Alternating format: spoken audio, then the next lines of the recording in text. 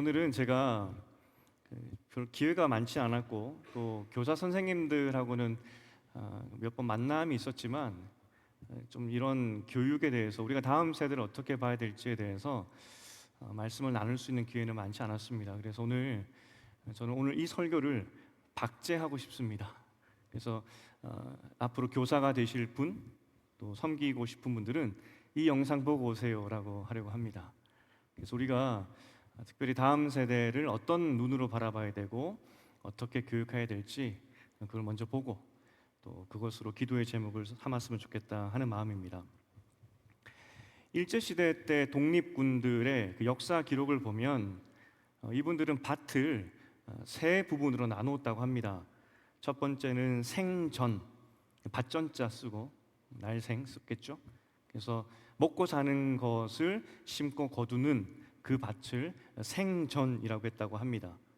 그리고 또 밭을 군전, 군사할 때, 그러니까 실제 전쟁 자금이 필요하니까 거기에서 나는 것은 다른 데 쓰지 않고 전쟁 자금으로 쓰겠다 해서 군전이라고 두었다고 합니다.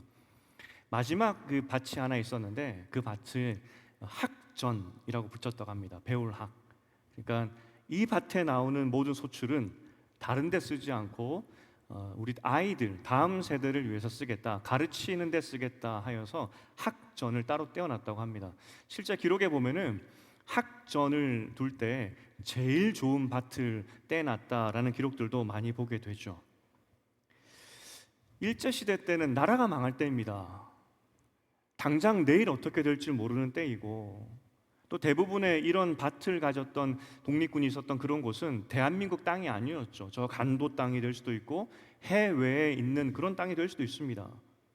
현실적으로 내가 죽느냐 사느냐의 문제를 안고 사는 사람들이었습니다.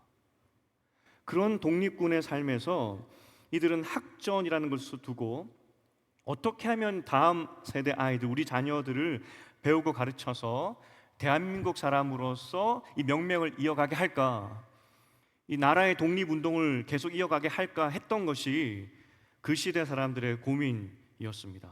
절망의 순간에도 다음 세대를 위한 투자를 놓치지 않았다는 것이죠. 저는 이 정신이 그냥 생겼다고 보지 않습니다. 그러니까 많은 독립군들 중에서는 기독교인들이 있었죠.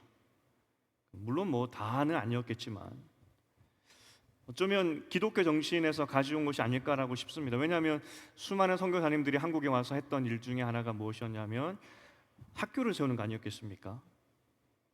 우리가 신명기 말씀을 가지고 있는데 이 신명기 말씀은 성경 전체의 기준입니다. 가장 중요한 책을 꼽아라 그러면 저는 신명기를 꼽습니다. 실제 그렇고요.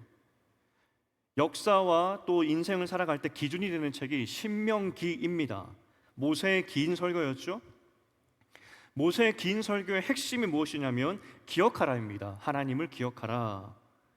그리고 두 번째로 꼽으라 그러면 이렇게 말할 수 있습니다. 자녀로 하여금 기억하게 만들어라.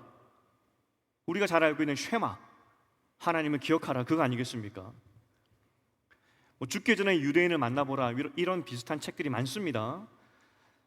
죽기 전에 유대인을 왜 만나보라고 하겠습니까? 그들의 삶이 굉장히 특이하기 때문에, 독특하고 배울 만한 것이 많기 때문에, 그래서 죽기 전에 유대인을 만나보라, 그런 책이 많이 나오는 것을 보게 됩니다. 유대인들을 유대인답게 만든 이유가 뭐냐면 신명기 말씀 때문입니다. 신명기 말씀, 하나님 사랑하고 사람 사랑하는 것, 그것을 기억하며 살았던 사람들인데, 유대인들, 우리가 그들의 가르침에 대해서 부러워하죠. 유대인의 가르침을 뭐라고 이야기합니까? 하브루타. 근데 하브루타의 핵심이 뭐냐면 배워서 남주라는 겁니다. 배워서 남을 줘라. 그 정신이 어디서 나왔겠습니까? 모세오경, 특별히 신명기 아니겠습니까? 이스라엘 사람들도 반쪽짜리 복음밖에 없었던, 구약만 믿었던, 모세오경만 믿었던 그 사람들도 이 땅에 살아가는 동안에 하나님을 기억하고 또 하나님을 기억하게 하는 사람들로 만들어냈을 때 그들의 삶의 모습은 달랐습니다.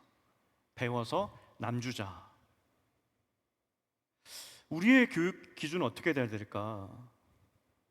우리가 아이들을 계속 주일학교를 운영하고 있고 주일학교 아이들을 계속 받고 양육하고 있는데 선생님만 할 것이 아니라 우리 몸에 그 아이들을 보내주신 거 아니겠습니까?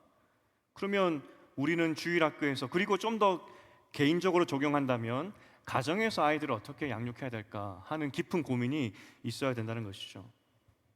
그래서 오늘 자녀 양육에 대한 어떤 성경의 가르침 정신을 좀 나누어 보고 싶습니다. 먼저 예수께서 어린아이들이 나에게 가까이 오는 것을 막지 말라라고 말씀하셨습니다.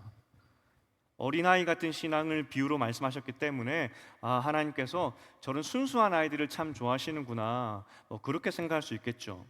약자니까 또 어린아이들을 보호해줘라, 그런 마음에서 예수께서 막지마, 나에게 오는 것을 막지마 라고 그렇게 말씀하셨겠다 생각할 수도 있습니다.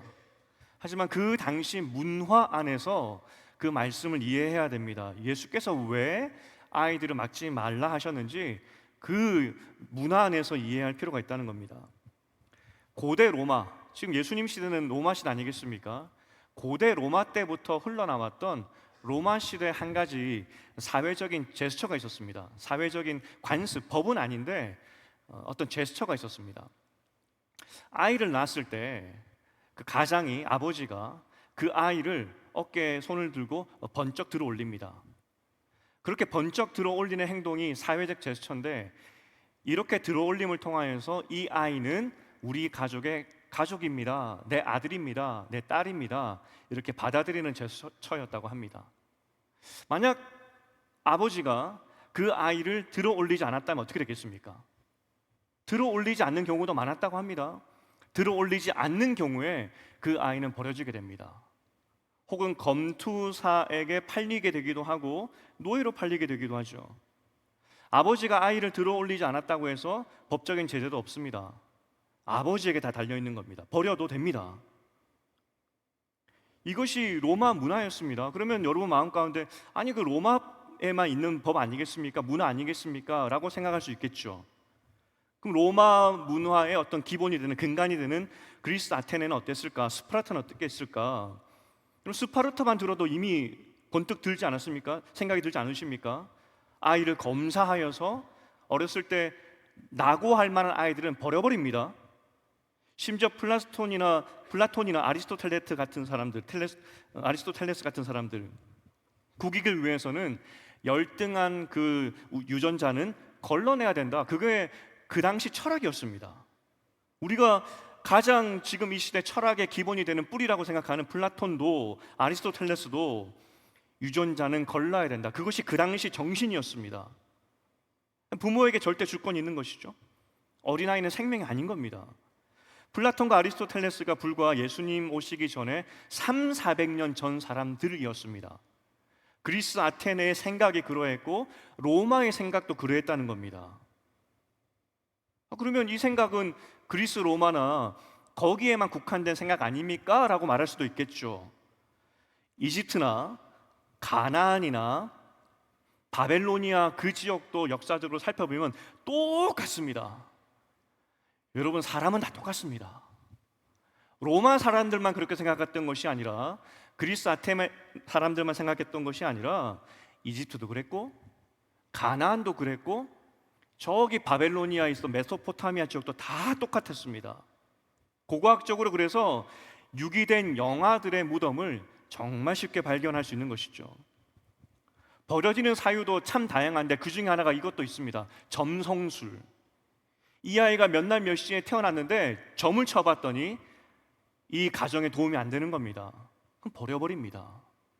그게 예수님 시대부터, 그 전부터 모든, 어떤 면에서 전 세계의 모든 인간들이 그렇게 살아왔다는 겁니다. 아버지가 인정하지 않으면 아이는 죽는 겁니다.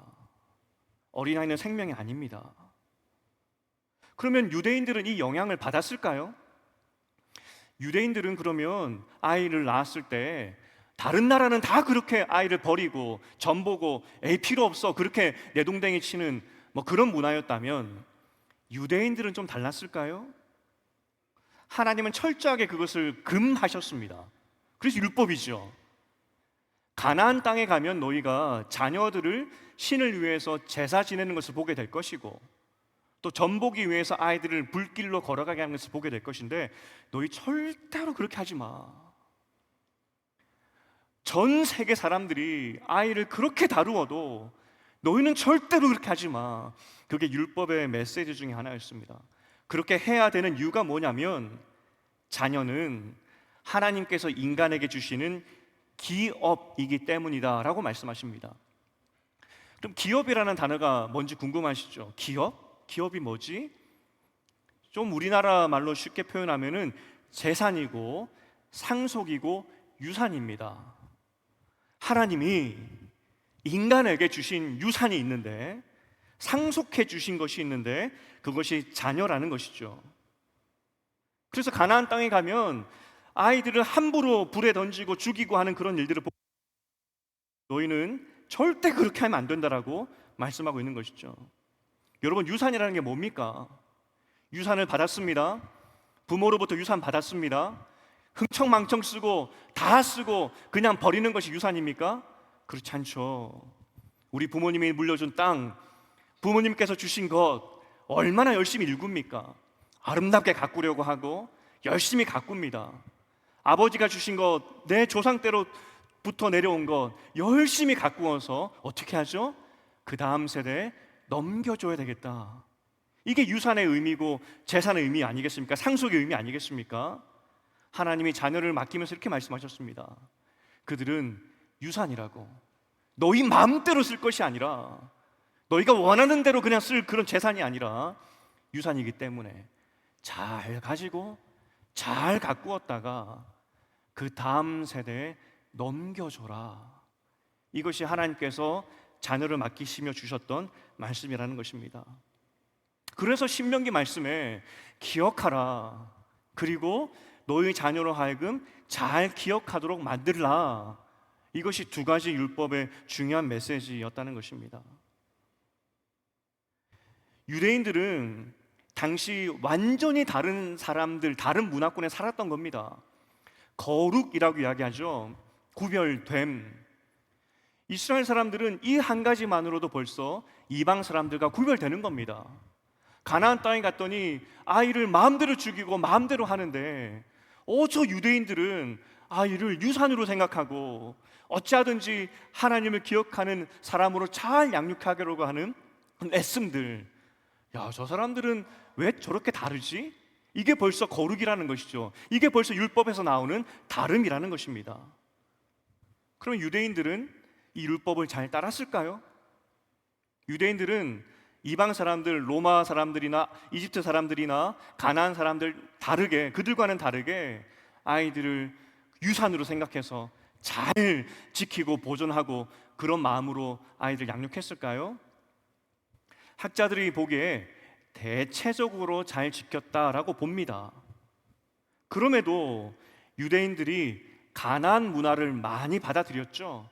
실제로 므낫세 왕 같은 경우에는 그 아들을 불길로 걸어가게 했으니까 왕들도 때로는 이방 문화의 영향을 받았던 것을 보게 됩니다.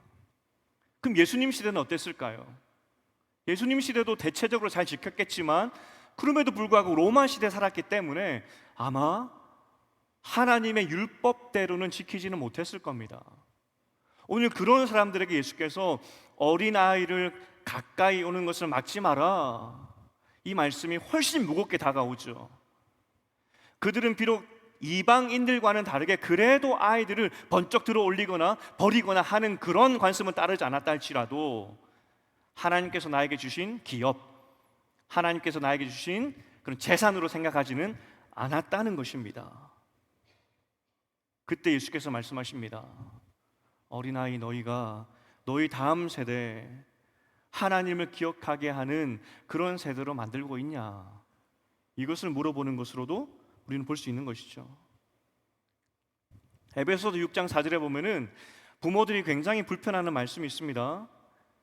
자녀들을 노엽게 하지 말라, 그 말씀이죠. 자녀들을 노엽게 하지 말라, 격분하게 하지 말고 심하게 화나게 하지 말라는 겁니다.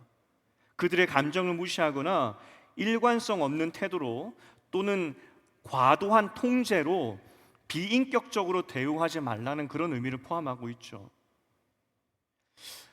유대인으로서 기독교인이 된 사람들은 그래도 이 말씀을 따르기는 어렵지 않았을 것 같습니다. 원래 율법 자체가 아이들을 하나님을 아는 인격체로 키워라는 것이 모세오경의 말씀이니까 유대교 크리스찬들, 그들은 아이들에 대한 말씀에 대해서 별로 거부감은 없었을 것 같습니다. 하지만 문제는 그리스인이었거나 로마 사람이었는데, 그래서 이 아이를 번쩍 들어 올리는 사회적 제스처가 너무나 익숙한 사람들이었는데, 그들이 크리스찬으로 되었을 때에는 자녀를 노엽게 하지 말라는 이 말씀이 굉장히 걸림돌이 되었을 겁니다.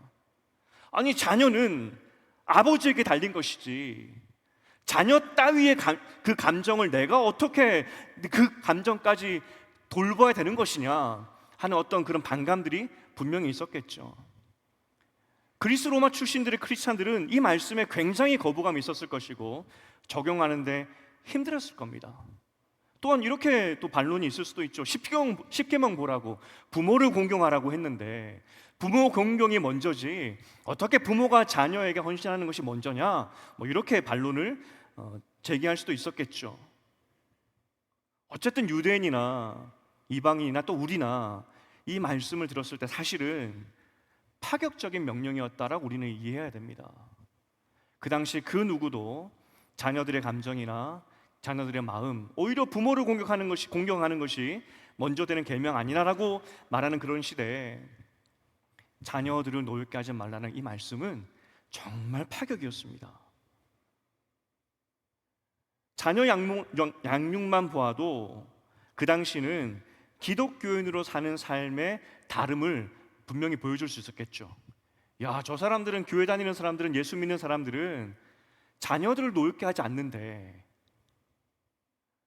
예수 믿는 가정은 아버지가 이렇게 들어서 너는 내 가족 이렇게 들지 않아서 팔아버리는 그런 일을 하지 않는데, 예수님 시대에도 이것은 거룩을 드러내는 그런 모습이었다는 것이죠. 그만큼 달랐습니다. 그 당시 이것이 세상의 문화였고, 그렇기 때문에 예수님께서 아이들을 나에게 가까이 오는 것을 막지 말라는 것, 그리고 자녀들을 노엽게 하지 말라는 그 말씀은 굉장히 새로웠습니다. 파격이었죠. 그럼 이 시대 우리는 세상 사람들과 좀 다르게 자녀를 키우고 있을까요? 그 당시는 자녀 양육만 봐도 기독교인들, 기독교 아닌 사람들이 구별되는 그런 시대였는데, 지금 시대는 어떠한가요? 좀 다르게 여러분들은 자녀를 양육하고 계십니까? 요즘 시대는 아이들의 인권도 굉장히 올라갔습니다. 그죠? 그래서 뉴스에서 아이들을 학대하는 그런 걸 보면 막 분노가 일어납니다. 분노가. 보는 것만으로 막 슬프죠. 어린아이 따위가 하면서 무시하지 않습니다. 오히려 상전처럼 모시는 것이 이 시대가 되어버렸죠. 여기서 우리가 고민해 봐야 될 것이, 아이들의 인권은 비교할 수 없을 정도로 나아졌는데 신명기의 말씀, 기억하라는 그 명령으로 키우고 있느냐? 유업, 유산, 상속이라는 것은 내 것이기도 하지만 가문의 영역입니다. 내 것이지만 김씨 가문의 재산이고 김씨 가문의 상속물입니다. 내 게 아닙니다. 정확히 따지면 나도 물려줘야 되는데, 내 자녀를 하나님께서 물려주신 하나님의, 결국은 하나님의 소유권으로 인정하고 하나님께 돌려드려야 될 것으로 생각하면서 이 아이를 신명기의 말씀, 그런 정신으로 키우고 있느냐는 거죠. 혹시 이 유산을 내 것으로 생각하고 탕진하며 살아가고 있지 않는지, 우리 교회는 또 이 아이들을 바라보면서 어떤 마음으로 교회에서 교육을 하고 있는지,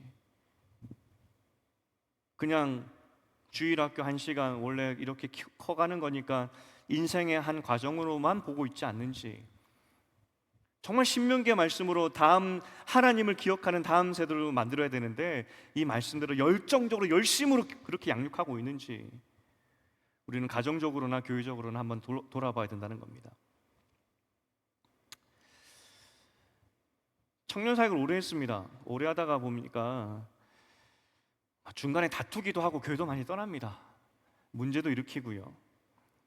특별히 문제를 일으키고 그래서 교회를 떠나는 청년들이 있게 되는데, 사역자들이 모이지 않습니까? 청년 사역자들이 모입니다. 회의 때마다 이런저런 이야기를 하는데, 그렇게 문제를 일으켰던 청년이 떠났을 때, 여러분, 그 문제를 일으킨 사람이 떠났을 때 그를 바라보는 사역자의 마음이 어떠하다 생각하십니까? 아, 시원하다. 이제 저 친구가 떠나면은 우리는 좀 더 분위기가 나아질 것이고 좀 더 나을 거야. 상처받는 사람도 없으니까 훨씬 나을 거야. 시원하다. 그렇게 생각할 것 같으십니까? 이건 증인이 있기 때문에 제가 거짓말을 못합니다. 제가 그럴 때마다 정말 진심으로 걱정했던 것이 무엇이냐면, 함께 사역했던 사람들이 증인이니까 정말 진심으로, 저렇게 교회 떠나면 갈 교회가 없을 텐데, 지금 저렇게 교회를 떠나면 완전히 교회를 떠나게 될 텐데, 또 한 영혼이 교회를 떠나는 것 같아서 너무 마음이 아픕니다. 수많은 생명들이 우리 교회에 보내졌고 지금 양육하고 있는데, 저렇게 떠나보내면 안 되는데 혹시 그렇게 떠나보낸 사람들이 얼마나 많은지, 우리는 정직하게 우리의 교육이나 우리의 모습들을 돌아봐야 된다는 겁니다. 오늘 시편은 자녀에 대한 굉장히 유명한, 3절에 보니까 자녀는 상급이라고 이야기합니다. 상급. 똑같은 말씀이죠. 하나님 선물이고 상속이고 유산이고 재산이다, 기업이다, 네게 아니고 가문 소유다, 하나님 소유다라고 이야기하고 있는 겁니다. 보존해야 된다는 것이죠. 그런데 이 보존해야 되는 이 자녀들을 화살로 비유합니다. 장사의, 젊은 장사의 수중에 있는 화살이다라고 이야기를 합니다. 뭐 화살은 많으면 좋죠. 특별히 그 당시는 농경 사회였기 때문에 자녀가 많으면 많을수록 좋을 때입니다. 노동력이니까. 또 전쟁 때에도 두말할 필요가 없겠죠. 한 명이라도 더 있으면 좋은 거니까. 마치 그것처럼 자녀가 많으면 농사 지을 사람도 많고 전쟁에서 싸울 사람도 많기 때문에 화살이 많은 거구나, 뭐 이렇게 일차원적으로 우리는 생각할 수도 있습니다. 그런데 지금 오늘 시편은 시라는 것을 생각해야 됩니다. 시, 비유. 왜 하나님은 자녀를 화살로 비유했을까? 왜 화살로 비유했을까? 수많은 단어 중에서 왜 화살일까? 시의 적인 의미로 우리는 해석할 필요가 있다는 것이죠. 수많은 학자들의 이야기들, 그것을 종합해서 제가 세 가지를 말씀드리고 싶습니다. 왜 하나님은 화살로 다음 세대 자녀들을 비유하셨을까? 첫 번째는, 화살은 그냥 있는 대로 쓸 수가 없습니다. 무슨 말이냐면, 화살로 쓸 그 대를 구했을 때 우리는 열심히 연마하여서 일직선으로 곧게 만들어야 됩니다. 힘들지만, 오랜 시간이 걸리지만, 멀리 똑바로 날아가게 하기 위해서는 그 화살을, 인내를 가지고 계속 깎아내야 됩니다. 계속. 그래야 쓸 데가 있는 겁니다. 아무리 화살이 많아도 그것이 연마되지 않고 다듬어지지 않는다면 아무 쓸데가 없는 겁니다. 왜냐하면 쏘았을 때 똑바로 안 날아가니까 그렇죠. 그래서 전쟁이 일어나기 전에 정말 전쟁을 준비하는 사람들이라면 평소에 열심히 깎아 놓습니다. 왜냐하면 명확하게, 정확하게 멀리 날아가게 하기 위해서 깎는 것이죠. 자녀는 화살입니다. 우리가 수시로 계속하여서 하나님 말씀으로 깎고 깎아야 된다는 것입니다. 예전에는 이 깎는 것에 대해서 관심이 없었습니다. 우리가 가정에서 기독교 교육에 대해서 별로 관심이 없었던 때이고 지식도 없었던 때이기 때문에 주일학교 1시간이면 다 되는 줄 알았습니다. 교회 갔다 오면은 믿음이 생기는 줄 알았고 그렇게 되기를 바랬습니다. 하지만 그건 틀린 거죠. 전쟁을 앞두고 있습니다. 여러분이 전쟁을 앞둔 용사라고 생각해 보십시오. 여러분 생명을 지켜줄 화살입니다. 어떻게 하시겠습니까? 수시로 깎습니다. 신명기 말씀도, 그 쉐마의 말씀도 무엇입니까? 앉을 때나 설 때나 집에 들어갈 때 나올 때나 하나님 말씀으로 자녀를 깎아라. 여러분은 그러한 열심으로 아이들이 바르게 자라기를 바라면서 깎으셨습니까? 그런데 깎는 것도 그냥 깎으면 안 되죠. 내가 궁수로서 바른 궁수로서 깎아야 됩니다. 기준이 다르고 매일매일 생각이 다르고 오늘 이렇게 됐다가 내일 저렇게 했다가 똑바로 깎을 수가 없는 겁니다.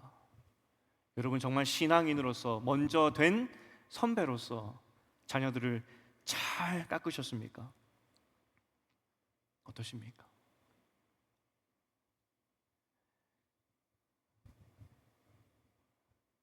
한국의 조사는 이런 조사는 잘 안 하던 것 같던데 미국에서 제가 교육 목사를 할 때 그 중고등부까지는 잘 다녔던 아이들, 뭐 사람은 다 똑같으니까 거기도 중고등부까지는 잘 다닙니다. 부모 따라서 뭐 미국 사람이나 한국 사람이나. 근데 그렇게 잘 다니다가 대학을 가면 5%만 남는다고 한번 말씀드렸죠. 100명 중에 5명만 교회를 다니고 나머지는 다 교회를 떠납니다. 그 아이들을 붙잡아 놓고 설문조사했던 것이 있습니다. 왜 교회를 떠났나는 질문이죠. 압도적인 1등이 뭔지 아십니까? 부모님의 이중성. 부모님의 이중성 때문에 나는 교회를 떠납니다. 어렸을 때야 엄마가 가라고 하니까 가는데 성인이 된 이후에는 나는 교회 다니지 않겠습니다. 왜냐하면 부모의 이중성 때문에. 정말 올바른 잣대를 가지고 열심히 성실히 매일 똑같이 깎아내도 될똥말똥인데 우리가 매일매일 우리 죄성을 가지고 우리 욕심대로 깎아내니 결국 그 화살을 들었을 때 엉망이죠, 모양이. 누구를 탓하겠습니까? 지금 이 시대는 오히려 또 바뀐 것 같아요. 교육에 많은 관심을 가지게 되니까 주일학교 교육도 관심을 가지면서 우리 교회는 그런 거 없는 걸로 알고 있는데 다른 좀 대형 교회 혹은 관심이 있는 교육에 관심 있는 교회 뭐 그런 동네에 있는 교회들은 얼마나 학부모님들의 간섭이 심한지 한 시간 맡겨놓고 내 아이 신앙인으로 만들어내라는 거죠. 한 시간 맡겨놓고 어찌하든지 믿음을 넣어달라는 것이죠. 해내라는 겁니다. 자기는 하지 않고 어떻게 깎아낼 수가 있겠습니까? 깎아내는 작업은 장시간의 노력과 인내입니다. 지금의 애씀, 노력이죠. 혹시 그렇게 하지 못하신 분들이 있다 한다면 지금부터 하셔야 됩니다. 그리고 지금 아이를 키우는 분들이 계시다면 여러분 하셔야 됩니다. 그렇지 않으면 깎이지 않습니다. 우리가 두 번째 기억해야 될 것은 화살이라는 무기의 특징입니다. 하나님께서 자녀를 화살로 비유하셨는데 칼이나 방패나 창이 아닙니다. 칼이나 방패나 창은 찌르기나 하든지 베든지 막는 것이니까 항상 내 몸에 지니고 있죠. 내 몸에 떨어지면 안 됩니다. 칼을 놓치면 어떻게 하겠습니까? 큰일 나죠. 그런데 화살이라는 무기는 내 몸에 있으면 안 됩니다. 멀리 보내야 됩니다. 화살이라는 무기가 무기로서 역할할 수 있는 때가 언제냐면 멀리 쏘아 보냈을 때입니다. 멀리 있는 적에게 쏘아 보냈을 때 그때 비로소 역할을 하는 겁니다. 하나님께서 자녀를 화살로 비유하셨습니다. 무슨 의미냐면 끼고 살지 말라는 겁니다. 멀리 보내야 된다는 겁니다. 네가 주인이 되어서 네 것인 양 칼 만들고 방패 삼지 말라는 겁니다. 화살은 그런 용도가 아니라는 겁니다. 멀리 보내야 된다고. 특별히 하나님께서 우리에게 자녀를 주신 이유는 이 땅에 하나님의 나라에 대한 영적인 군사로 보내셨는데 멀리 보내야 된다고. 하나님 나라를 위해서 화살통에 화살 집어넣고 내가 이렇게 많은 화살을 가지고 있다고 멋지게 술도 달고 멋지게 화살촉도 달았다고 자랑하는 무기가 아니라고. 화살은 멀리 보내야 되는 무기라고. 여러분 자녀를 그렇게 멀리 보내시고 계십니까? 멀리 보낼 준비가 되어 있습니까? 내 것이 아닙니다. 멀리 보내야 됩니다. 멀리. 우리가 끼고 살 수 없다는 겁니다. 제가 이 두 번째 이야기를 할 때 정말 개인적인 이야기지만 특별히 두 분의 여성분이 생각이 났습니다. 저희 어머니와 장모님. 저희 어머니와 장모님. 사역자의 삶이 답이 될 수 없습니다. 사역자는 특별한 부르심이기 때문에. 이 두 분의 삶을 보면은 사실 10달 자기 뱃속에 아이를 낳고 있다가 태어나게 했을 때 끌어내는 게 쉽지 않습니다. 애착이라 그러죠. 멀리 보내야 되는데 그 애착을 끊어내기 쉽지 않습니다. 그런데 장모님과 저희 어머니를 보면은 어떻게 끊어내셨을까 하는 생각이 듭니다. 저의 성품을 알기 때문에 저희 어머니는 저희 교회에 한 번도 오시지 않았습니다. 제가 부담되는 거 아니까. 장모님도 마찬가지고. 사역자가 절대로 답이 될 수 없지만 여러분은 하나님 위해서 자녀를 멀리 멀리 보내고 끊어낼 용기가 있으십니까? 혹시 여러분 화살통에 집어넣어놓고 내 거다 라고 생각하고 있지 않는지. 마지막입니다. 화살을 화살답게 하기 위해서는 궁수가 중요합니다. 무슨 말이냐면 화살을 멀리 보내는 것도 좋은데 멀리 보낼 때 정확하게 보내야 되지 않겠습니까? 정확하게 보내기 위해서는 궁수가 정확한 곳을 겨눌 수 있어야 됩니다. 여러분은 신앙인입니다. 하나님을 믿는 분입니다. 자녀를 멀리 보내야 되는데 정확하게 보내야 됩니다.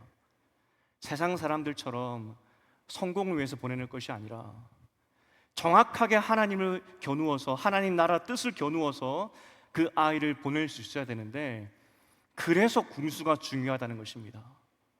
아무리 멋진 화살이 있어도 아무리 멀리 떠나보낼 준비가 되었다 할지라도 결국은 내가 만든 타겟이라면 내가 만든 목표 지점이라면 그 화살은 아무 일도 할 수 없는 것입니다. 하나님이 원하시는 곳으로 정확하게 보낼 수 있어야 되는데 여러분은 그런 영적인 눈이 열려 있는지, 하나님을 위해서 자녀들을 보낼 그런 준비가 되어 있는지 그걸 보자는 거죠. 우리가 하나님을 정말 믿는다면 하나님의 뜻대로 우리 아이들을, 우리 다음 세대를 날려보낼 수 있겠지만 우리가 세상의 가치관으로 똑같이 목표를 두고 살고 있다면 자녀들은 거기로 날아갈 겁니다. 내가 바라보는 곳, 내가 같이 두고 있는 그곳에 우리 아이들이 가 있을 겁니다. 마음속으로는 돈 보고 가면 안 돼, 돈 보고 가면 안 돼 이야기했지만 결국 내가 돈만 바라보고 있다면 우리 자녀들도 우리 다음 세대들도 똑같이 돈만 바라보고 가고 있을 것입니다. 우리가 교회 와서 하나님 안에서 한 가족이 되어야 됩니다. 존재의 가치와 공존의 기쁨대로 살아야 됩니다 라고 말은 하지만 우리가 원하는 대로 교회를 운영하고 있다면 우리 다음 세대들도 우리와 똑같이 그렇게 행동하고 교회를 운영하고 있을 것입니다. 궁수가 중요하다는 것이죠. 오늘 우리는 궁수로 부름받았다는 것을 기억해야 됩니다. 궁수에게 화살을 맡기셨는데 우리는 평소에 잘 깎아야 됩니다. 평소에 한결같이 한결같은 마음으로. 그리고 언젠가는 이 화살을 멀리 보내야 된다는 것을 기억하셔야 됩니다. 그런데 멀리 보내는 그 목표점이 어디냐? 내가 바라보는 그곳이 아니라 하나님이 원하시는 그곳으로 보낼 수 있어야 됩니다. 여러분 그 준비가 되셨습니까? 이게 교회 교육이고 가정의 신앙 교육입니다. 설교 처음에 우리나라 역사 중에서 가장 위기의 순간, 어쩌면 나라가 없어질 수 있는 그런 절체절명의 그런 위기의 순간, 소망이 없었던 그런 순간에 우리의 선배들, 선조들은 학전을 남겼던 사람들입니다. 그렇게 다음 세대를 위해서 애쓰고 애썼던 그런 사람들입니다. 제가 이 설교를 준비하면서 주변의 담임 친구들에게 연락을 좀 했습니다. 그리고 제가 지나왔던 교회들 쭉 다시 한번 복기를 했습니다. 교회 재정의 몇 퍼센트를 다음 세대를 위해 쓸까? 교회 재정이 있다면 몇 퍼센트를 다음 세대를 위해서 떼놓지? 라고 제가 대략 몇 교회 조사를 했는데 다 똑같습니다. 다 5%에서 10%를 넘지가 않습니다. 5%에서 10% 정도. 우리도 비슷하죠. 교회 운영이기 때문에 어쩔 수 없죠. 충분히 이해하고, 그렇다고 지금 당장 예산을 많이 써 주십시오라고 말씀드리는 것도 아닙니다. 상황이 그러하고 5%, 10%로 충분히 운영이 가능하면 그렇게 하면 됩니다. 돈을 얼마 쓰느냐 그게 중요한 게 아닌데, 어쨌든 우리가 다시 한번 고민해 보자는 것이죠.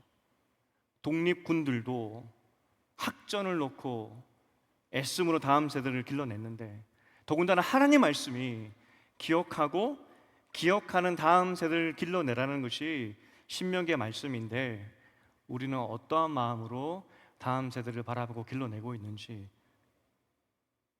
하나님께서 우리에게 유산으로 물려주셨는데 쓰고 흥청망청 쓰고 그렇게 다 탕진하라고 주신 것이 아니라 잘 가꾸어서 다음 세대에 또 다른 다음 세대가 일어나도록 그렇게 맡기셨는데, 우리는 어떻게 아이들을 돌보고 있는지 다시 한번 생각해 보자는 겁니다. 이제 적용입니다. 적어도 여름, 겨울 우리가 방학을 하게 되는데, 적어도 이때는 부모님이라면, 또 교회 교육에 관심 있는 분들이라면, 적어도 중직자라면 수련회가 있는 여름, 겨울은 여러분에게는 방학이 아닙니다. 금요일 날 오셔서 기도하셔야 됩니다. 이것이 궁수의 마음입니다. 주께 맡깁니다. 하나님 도와주시옵소서. 이것이 궁수의 마음이라는 겁니다. 제가 중1 때 예수님에 대한 정확한 구원의 확신을 가지게 되었는데, 그때 저를 가르쳤던 선생님의 성함이 김종성 선생님입니다. 잊을 수가 없습니다. 너무 고마워서. 김종성 선생님이신데, 그때 제 기억에 청년이었습니다. 30을 넘지 않은 20대 후반? 중1이니까 그때는 너무나 커 보였죠. 지금 생각해 보니까 그분 청년이었고 결혼하지 않으셨던, 나이를 대충 생각해 보니까 20대 후반이었어요. 그 청년 선생님이 저한테 구원의 확신을 알려주셨습니다. 중1이었기 때문에 예수님을 인격적으로 믿었지만, 그래서 구원의 확신을 가졌지만, 그때도 이후에도 계속 흔들렸어요. 내가 구원 받았나? 수련회 때마다 기도 제목이 구원의 확신이었으니까. 근데 중3 때로 기억이 됩니다. 중3 수련회 때 구원의 확신에 대한 특강이 있었습니다. 굉장히 지겹죠. 교리니까 너무나 지겨운데 중3이 뭐 알겠습니까? 그런데 그 특강이 이해가 되는 겁니다. 그 특강이 확신으로 다가오는 것이죠. 그리고 그 1시간의 지겨운 그 특강 이후에 저는 단 한 번도 구원의 확신을 흔들려 본 적이 없습니다. 한 사람이, 한 청년 선생님이 저에게 구원 확신을 주었고, 한 목사님이 흔들리지 않는 구원을 저에게 주었습니다. 수련회가 얼마나 중요한지 아시겠죠? 우리가 시간을 떼어놓고 재정을 들여서 수많은 선생님들이 애써서 가지는 것이 수련회입니다. 많은 것을 포기하고 많은 것을 투자해서 가는 것이죠. 여러분, 이 중요한 시간에 어떻게 기도하지 않을 수가 있겠습니까? 그러니 우리 신현교회 다음 세대를 하나님의 기업으로 믿고 하나님을 아는 세대로 키워가기 위한 그런 마음을 가진 우리 신현교회, 정말 그렇다면은 금요일날 오셔서 여름, 겨울 수련회가 있는 이 시간대는 꼭 기도해 주시기를 부탁드리겠습니다. 이제 말씀을 마치겠습니다. 본의 아니게 제가 정말 꿈에도 생각하지 못했던 사역이었습니다. 청년 사역을 하는 것은. 제가 12년 반을 청년 사역했습니다. 물론 그 중간에는 교구 사역도 같이 했었습니다. 교구 사역하면서 청년 사역도 하고, 어쨌든 12년 반 청년 사역, 그리고 중고등부도 5년 3개월을 했습니다. 그러니까 다음 세대 사역을 많이 할 수밖에 없었죠. 그 하다 보니까 많이 들었던 불평이라고 하긴 그런데 아쉬움이라고 해야 될까요? 제가 이민교회에서는 청년부 예배를 독립시켰습니다. 어른 예배 때. 근데 청년들이 여기 많이 앉아 있었거든요. 근데 이 청년들을 데리고 청년 3부, 주일 3부 예배로 독립했을 때 찬양대 분들이 저를 엄청 좋아하셨지만 한편으로 굉장히 마음 상해했던 것이 주일날 찬양대에 앉아서 여기 앉아있는 청년을 바라보는 것이 매주일 기쁨이었는데 그 기쁨을 제가 홀랑 뺏어 갔으니까 얼마나 야속해 보였겠습니까? 그래 다음 세대를 위해서 결단해야 됩니다라고 해서 감사하게도 당회에서 허락해 주시고 청년 예배를 만들었던 그런 기억도 있습니다. 그런데 이런저런 청년 사역을 할 때 또 중고등부 사역을 할 때 많이 들었던 이야기가 다음 세대 하니까 그럼 우리는 어떻게 되는 겁니까? 라는 질문이었습니다. 실제 제가 신은학당회에서 한번 나누었던 말씀인데 담임 목사님들을 대상으로 한 설문 요청이 들어왔습니다. 저는 그런 걸 잘 해줍니다. 왜냐하면 그걸 쉐어해야 나누어야 그 정보가 되고 공유할 수 있기 때문에. 문제가 한 100개가 넘어 100개 정도 하여튼 엄청 많았습니다. 그 중에 한 문제가 뭐였냐면 당신이 담임 목사인데 교회 사역하면서 가장 중점을 두는 연령대가 어느 연령대입니까? 라는 질문이었습니다. 그러면서 10대, 20대, 30대 뭐 쭉 있더라고요. 그리고 맨 마지막이 뭐였냐면은 전 세대 이렇게 되어 있었습니다. 여러분 제가 여러분 젊은 목사가 부임했는데 지금까지 보았을 때 여러분의 보시기에 어느 세대에 제가 가장 관심을 가지고 중점적으로 사역한다라고 생각하십니까? 제가 뭐라고 답했냐면은 온 세대라고 대답을 했습니다. 어떻게 교회를 책임지고 있는 이 담임 사역자가 한 부서만 집중할 수가 있겠습니까? 한 부서만 그럴 수는 없죠. 오히려 여러분은 피부적으로 느끼지 못하시겠지만 저의 모든 지나온 사역들은 작년에 집중되어 있었습니다. 헤브론 교구에 집중되어 있었죠. 제가 이거 말씀드리는 것은 저는 온 세대를 책임져야 되는 사람이고 여러분들은 다음 세대를 책임지셔야 됩니다. 언제까지 다음 세대나라고 물어보신다면은 모든 것을 다 포기해서라도 여러분들은 다음 세대를 살리셔야 됩니다. 모든 것을 권리 포기 다 하시더라도 다음 세대를 살려야 됩니다. 그것이 신명기의 말씀입니다. 너희가 부모라면 내가 너에게 맡겨준 기업을 위해서 내가 너에게 주신 유산을 위해서 다 포기하고 그것을 가꿀 수 있는 준비를 해야 된다. 그것이 신명기의 말씀입니다. 저도 정말 부족하지만 제 이야기를 하기도 정말 부족하지만 저도 그렇게 살려고 노력하고 있습니다. 다음 세대 사역자들을 위해서 그리고 20년 후에 교회의 미래를 위해서 나는 무엇을 포기할 건가? 나는 포기할 수 있을까? 이게 저의 질문이고 저의 마지막 소원이 그겁니다. 하나님 나라를 위해서 다음 세대를 위해서 나는 다 포기하고 가야 된다. 저희 아내가 이야기를 합니다. 은퇴하고 산에 들어가야지 뭐. 그런데 그 말 들을 때 제가 그 뒷말을 하지 않습니다. 저희 아내가 벌레 진짜 싫어하거든요. 산에 가 살겠나?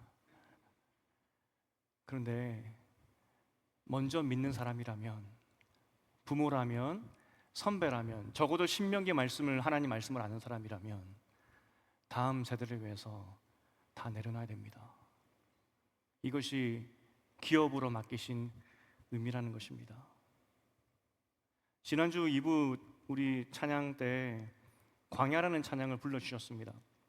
너무나 감동이었고 감사했습니다. 제가 참 좋아하는 찬양이고.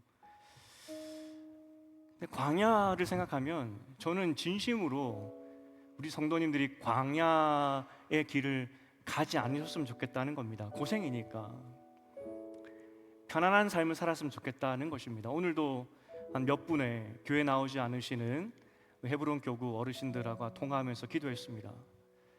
광야에 계시죠? 광야에 계시죠? 모든 성도님들이 다 건강했으면 좋겠고 광야에 있지 않았으면 좋겠다는 생각입니다. 저희 집에 아이도 하나 있지만 이 아이도 광야를 경험하지 않았으면 좋겠다는 생각입니다. 편했으면 좋겠고 잘 살았으면 좋겠습니다. 그런데 세상이 그렇게 두지 않습니다. 타락한 세상이 하나님의 자녀를 편안하게 살도록 가만두지 않습니다.